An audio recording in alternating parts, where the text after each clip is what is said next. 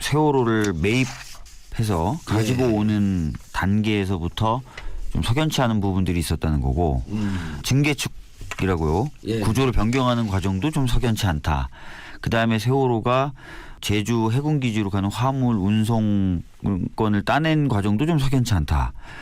이런 얘기들이 계속 이제 있었고 그런 것들이 합쳐지다 보니까 뭔가 좀 거대한 뒷배가 있었던 것 아니냐라는 얘기도 나왔는데 그럼 그게 유병언이냐 아니면 다른 어떤 것이냐 뭐 이런 얘기까지 자꾸 이제 번져나가게 되는 것 같습니다. 아니 유병언 씨는 뭐 실질적인 소유주니까 뒷배라고 볼 수도 없죠. 유병언 소유면은 오히려 뭐 문제는 복잡하지 않아요. 그러니까 유병언이 이제 청해진 해운에 대해서 이제 어떤 직접적으로 드러나게 소유 관계가 있는 건 아닌 것으로 제가 알고 있고 검찰도 유병언의 어떤 사진을 전시하기 위해서 유병언의 지시에 따라서 전시실 공간을 만든 것을 고리로 유병언이 실소유주다. 유병언이 막대한 영향력을 행사했다.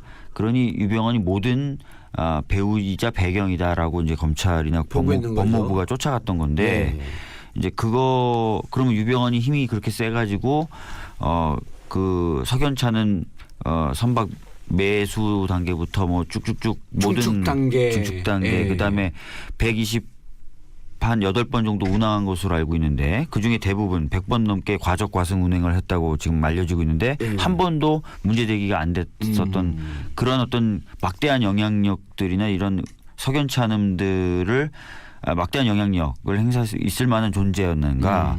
다 이게 좀 석연치 않은데 그 석연치 않음을 해결할 수 있는 마지막 조각이 그럼 유병언이냐 아니면 유병언보다 더 센 뭔가가 있느냐 이런 얘기들이 계속 되고 있는 거죠. 그때 그 침몰된 배에서 나온 선언 노트북에서 나왔던 국정원과의 관계 그것도 국정원 지적사항. 만약 그게 안 나왔으면 그냥 끝까지 가리려고 그랬던 거 아니에요. 도대체 이 배에 화장실 비품까지 왜 국정원이 관리를 하지?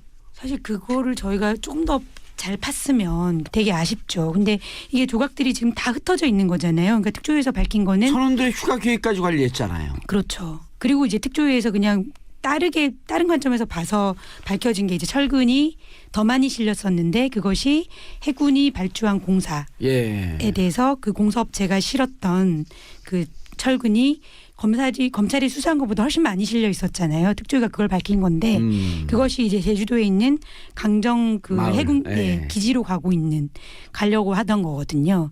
그것이 무리한 출항하고 또 관련이 있는 것이 아닌가. 그러니까 날씨 상태가 안 좋아서 다른 배들은 전부 출항을 유보했는데 세월호만 출항을 강행했다는 거죠. 그렇기 때문에 근데 그것이 그 당시에 저희가 뭐 자료를 조금 찾아봤더니 그 해군 기지와 건설과 관련된 상당히 그걸 엄청 막 독촉하고 있던 시점이었더라고요. 그래서 배를 무리하게 출항한 것이 아닌가라는 의혹도 역시 같이 떠오르는 거죠. 이 변호사님 그런데 철근을 실었어요. 해군 기지에 가야 될 철근이야. 이걸 빨리 가져오라 그랬어. 그래서 좀 했는데 그래서 출항을 했다. 이거를 그렇게 가릴 일인가요? 글쎄 말이에요. 그게 뭐 문제가 돼 있어. 그럴 수도 있거든요. 그럴 수 있죠. 뭐 트럭도 과적하고 뭐 운행하는데요. 저는 뭐 그걸 숨기려고 이 난리를 쳤나 싶은 생각이 들어요. 아니 그 조사하는 과정을 봤을 거 아니에요. 그렇죠. 우병우 아저씨는 철근 숨기려고 더 이상 압수수색하지 말라 그랬던 거예요? 그건 아닐 거 아니에요. 그렇죠. 그거라고 보기는 어렵죠. 그럼 뭐예요? 아니 세 분들 뭐 하셨어요 도대체? 죄송합니다. 복합적이지 않나 복합적. 그러니까 그런 질문을 이제 저는 많이 받거든요. 그러니까 끝나고 나서 뭐 기록 다 읽고 뭐 크게 했으니까 이제 좀 더 많이 알 것 같아서 뭐가 나온 게 있어 이렇게 그 뒤에 뭐 저녁자리라든가 이런 데 받으면은 뭐 머리만 긁적거립니다. 죄송한 거죠. 이기 특조위 아까 재욱이 엄마하고 통화할 때도 그 얘기했지만 이기 특조위가 가도요. 이 특조위원과 이 문제를 오랫동안 추적해왔던 분들 그다음에 가족들의 상상력. 저는 상상력이 무척 중요하다고 보거든요. 처음엔 의혹 제기죠. 그럼 이러지 않았을까? 처음엔 음모론이라고 욕을 먹지만 그 음모론 중에 음모론이 아닌 상상력 중에 하나가 걸려갖고 그게 실마리가 되고 파고 들어갈 수가 있는 거예요. 철근을 가려? 세월호가 그 인천하고 제주 항로를 획득한 배경.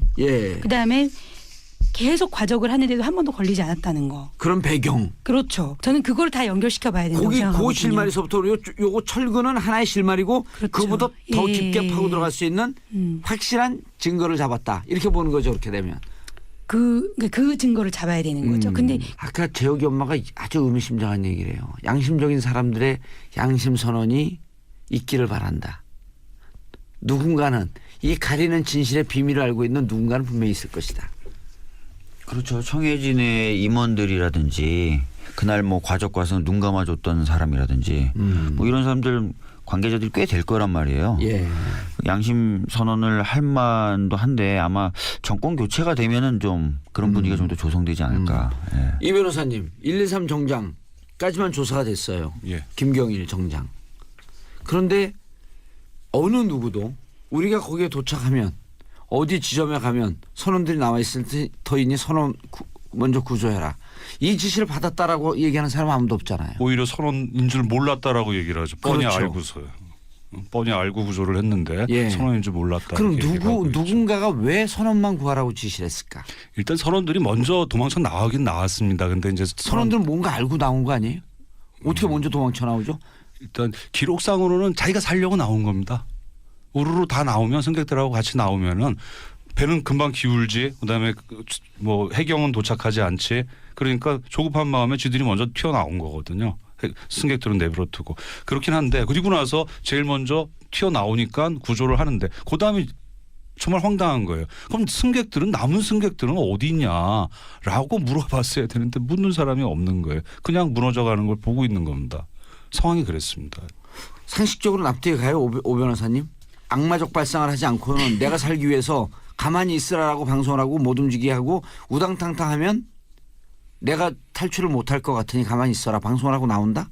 납득이 가세요? 근데 사실 그게 두 가지 측면에서 예. 그 다 분석을 해볼 수가 있는데 첫 번째는 이제 고의설인 거죠.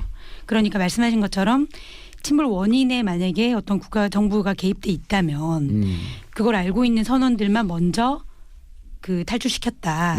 이렇게 볼 수도 있는데 사실 그것과 관련해서는 증거가 없고 사실은 탈출을 가장 먼저 할 수 있었던 거는 선원들은 그 배의 구조에 대해서 너무 잘 알고 있었잖아요. 학생들은 당연히 뭐 모르는 상황이고 당시 선생님들은 질서 유지를 위해서 일단은 기다리라고 한 상태거든요. 그런 선원들은 상황에서 이 배가 위험해서 안 타고 싶어 했던 그렇죠. 선원들이 많았고. 그렇죠. 그러니까 드디어 터질 게 터졌구나라고 생각한 데다가 평소에 그 배를 늘상 탔기 때문에 탈출 경로나 이런 것도 특별히 그 바로 정말 탈출하기 직전 상태로 대기를 하고 있었던 것이죠.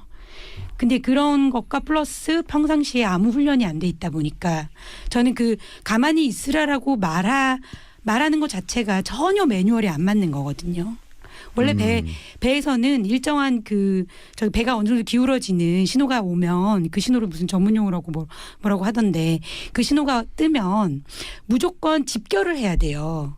갑판으로. 네, 갑판으로 집결을 해서 미국 같은 데는 배를 타면 A, B, C 구역을 나눠서 먼저 배에 탄 모든 사람들을 강당에 모아놓고 너는 A 구역, 너는 B 구역, 너는 C 구역이라고 재밌게 레크레이션 같은 걸 하면서 그거를 계속 주지시켜요. 그리고 만약에 그 사람이 그 강당에 안 오잖아요. 그 안 온 사람한테는 벌금을 매긴다고 하면서 되게 강제를 하거든요. 왜냐하면 그 갑판에 모이는 것 자체가 그러니까 탈출의 첫 번째. 구조의 첫 번째, 매뉴얼의 그렇죠. 첫 번째. 매뉴얼의 첫 번째 가장 중요한 행동이기 때문이죠. 근데 우리는 그게 안 되니까 그냥 사람들이 막 우르르 나가면 다치지 않을까 이런 생각 때문인지 아니면 고의적인 건지 그냥 가만히 있으라고 한. 아니 선원이 그런 매뉴얼에 무지하고 매뉴얼을 훈련을 하지 않았다고 할지라도 선원이라고 한다면 기본적으로 아주 상식적으로 어디 무슨 그렇죠. 책을 봐도 구명조끼를 차려입고 가장 탈출하기 쉬운 통로에 모여있든지 갑판으로 모여라라고 하는 것은 선원들이면 기본적으로 인식을 하고 있었을 거거든요. 그런데 가만히 있으라라고 하는 것은 죽으라라고 하는 얘기나 똑같다라고 하는 걸 몰랐을까요? 그리고 사실은 배는 있는 침몰하고 상황에서 있는데. 마지막 상황에서 가만히 있으라고 방송을 마지막까지 했던 그 분이 사실은 본인은 나왔으니까요. 그래서 사실은 좀 특조에서도 마지막까지 그분을 고발할 것이냐 말 것이냐를 전원위원회에서 계속 논의를 했는데 사실은 대법원 판례에 부딪혀서 못한 측면이 있거든요. 대법원 판례는 선장의 어떤 전체적인 지휘권을 강력하게 인정을 하면서 선장이 이제 완전히 없는 상황이란 걸 인지하지 못한 상태에서 한 사람 한 사람에게 그런 의무를 부과하고 있지는 않아요. 예. 그럼 하여간 복잡한 논리 때문에. 박 의원님. 네. 모든 책임은 박 의원님한테 있습니다. 네, 알겠습니다. 박 의원님을 국회의원을 하라고 명령을 내린 건 세월호 가족들이거든요. 네. 그리고 세월호 아이들이고. 네. 책임지세요. 하야하실 거예요? 지금 아까 이제 재욱 어머님도 잠깐 얘기하셨는데 그 11월에 발족하는 특조위를 어떻게든 좀 당겨야 될 필요가 있어요. 예. 왜냐하면은 조사가 제대로 그러네. 이루어지려면 증거가 조금이라도 남아 있을 때 조사가 이루어져야 되거든요. 예. 그렇기 때문에 좀 당겨야 되는데 그 법으로 이제 의회 차원에서 당기려면 이제 현재 구도에서는 이제 자유한국당이나 바른당하고 또 협상을 해야 돼요. 예. 하여튼 정권이 바뀌면 좀 분위기가 바뀔 테니까 그 노력을 좀 해보고요. 예. 만약에 안 되면 정권 바뀐 상태에서는 그냥 검찰에게 예. 힘을 실어주면서 철저히 수사하라고 해도 되거든요. 또 하나 방법을 제가 제시하면 안 될까요? 국회의원님도 아닌데 이런 제시해갖고 좀 죄송하긴 하지만 그 받아들이시겠어요? 예. 받아들이기 싫으면 하야하세요. 대통령 직속으로 네. 조사위원회 꾸리면 됩니다. 그것도 방법일 것 같아요. 예, 그게 네. 가장 강력하고 대통령 직속으로 꾸리고 국회 추천 몇 명, 검찰 추천 몇 명, 해양대 추천 몇 명, 전문가 추천 몇 명 해갖고 특조위로 꾸려서 대통령 직속 산하. 네. 이건 임기 5년과 함께 간다. 좋으신 생각인데요. 네. 전 좋은 생각만 얘기합니다. 네. 누가 대통령이 되든지 간에 새 그럼요. 대통령은 무조건 안전한 나라 만들어야 되거든요. 예. 그러면은 사고 원인을 알아야 되는 거죠. 예. 그래야 그게 안전한 나라를 만들 수 있는 첫걸음이 될 겁니다. 2017년 5월을 국가 안전의 나라 원년으로 선포한다. 좋잖아요? 좋습니다. 대통령 된 것 같죠, 제가? 예. 아우 깜놀. 이왕 하는 거 상시점검 기구로 좀 만들어주세요. 그러니까 세월호를 시작으로 해서 사실 우리가 너무 많잖아요. 지금 저한테 부탁하는 거예요? 네. 받아드리겠습니다. 안 그러면 하야하시고. 아유, 우리가 세월호 얘기하면서 이렇게 웃으면 안 되는데. 또 문제 제기가 안 됐었던 그런 어떤 막대한 영향력들이나 이런 석연치 않음들을 막대한 영향력을 행사할 수 있을 만한 존재였는가. 다 이게 좀 석연치 않은데 그 석연치 않음을 해결할 수 있는 마지막 조각이 그 유병헌이냐 아니면 유병헌보다 더 센 뭔가가 있느냐 이런 얘기들이 계속 되고 있는 거죠. 네. 그때 그 침몰된 배에서 나온 선언 노트북에서 나왔던 국정원과의 관계 그것도 국정원 지적사항. 국정원 지적사항. 예. 만약 그게 안 나왔으면 그냥 끝까지 가리려고 했던 거 아니에요. 도대체 이 배에 화장실 비품까지 왜 국정원이 관리를 하지? 사실 그거를 저희가 조금 더 잘 팠으면 되게 아쉽죠. 근데 이게 조각들이 지금 다 흩어져 있는 거잖아요. 그러니까 특조위에서 밝힌 거는 선원들의 휴가 계획까지 관리했잖아요. 그렇죠. 그리고 이제 특조위에서 그냥 다른 관점에서 봐서 밝혀진 게 이제 철근이 더 많이 실렸었는데 그것이 해군이 발주한 공사에 대해서 그 공사업체가 실었던 그 철근이 검찰이 수사한 것보다 훨씬 많이 실려 있었잖아요. 특조위가 그걸 밝힌 건데 그것이 이제 제주도에 있는 강정 그 마을. 해군 기지로 가려고 하던 거거든요. 그것이 무리한 출항하고 또 관련이 있는 것이 아닌가. 그러니까 날씨 상태가 안 좋아서 다른 배들은 전부 출항을 유보했는데 세월호만 출항을 강행했다는 거죠. 그렇기 때문에 근데 그것이 그 당시에 저희가 뭐 자료를 조금 찾아봤더니 그 해군 기지와 건설과 관련된 상당히 그걸 엄청 부분에 대해서 이제 어떤 직접적으로 드러나게 소유 관계가 있는 건 아닌 것으로 제가 알고 있고 검찰도 유병헌의 어떤 사진을 전시하기 위해서 유병헌의 지시에 따라서 전시실 공간을 만든 것을 고리로 유병헌이 실소유주다. 유병헌이 막대한 영향력을 행사했다.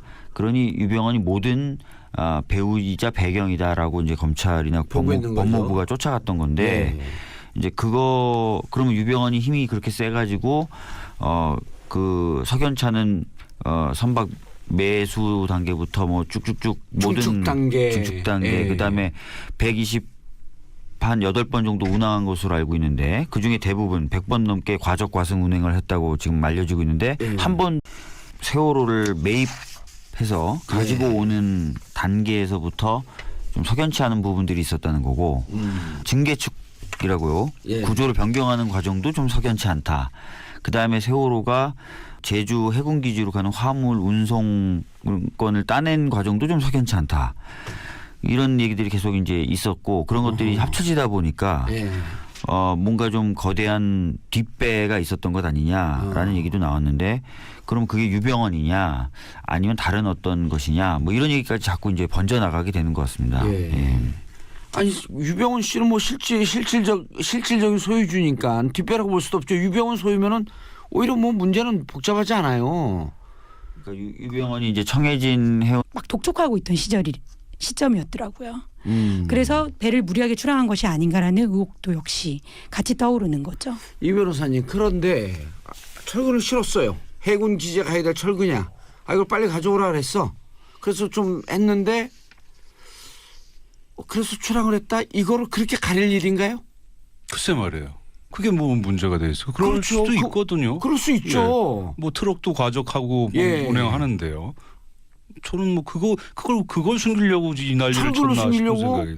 아니 그 조사하는 과정을 봤을 거 아니에요. 그렇죠. 우병우 아저씨는 철근 숨기려고 더 이상 압수수색하지 말라 그랬던 거예요? 그건 아닐 거 아니에요. 그렇죠. 그거라고 보기는 어렵죠. 그럼 뭐예요? 아니 세 분들 뭐 하셨어요 도대체?